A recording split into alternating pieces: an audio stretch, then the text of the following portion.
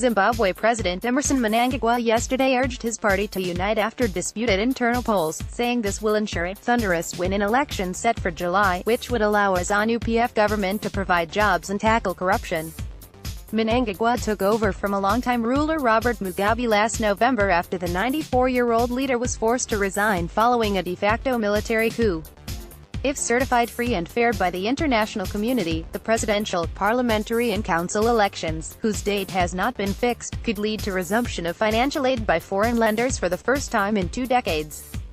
While launching the ZANU-PF election manifesto in the capital, Mnangagwa said his party's leadership, the Politburo, would review primary election results today and may order reruns in some constituencies.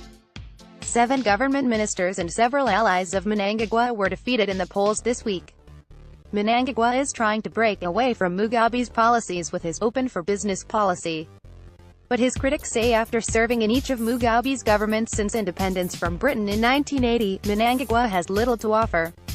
Let us put our differences aside and campaign for the thunderous victory of our revolutionary party.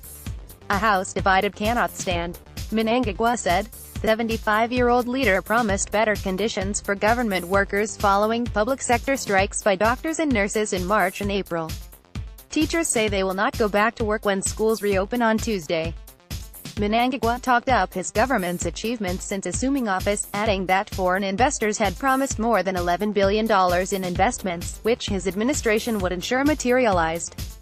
The condition of service of our teachers, health workers, security forces and general civil servants will be reviewed with the view of improving their conditions of service, he said.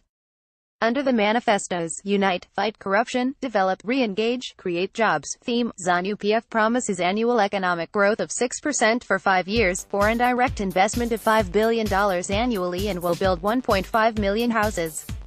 Under the ZANU-PF government, the mining sector will be opened up to more investors, farmers will have leases for their land, roads will be rebuilt and power generation increased to 3,000 megawatts from 1,800 megawatts, the manifesto said. Zimbabwe is in the grips of severe shortages of dollars that have curbed imports, unemployment rate is above 80% and public infrastructure like roads is in decay. The source, 68 Views. Don't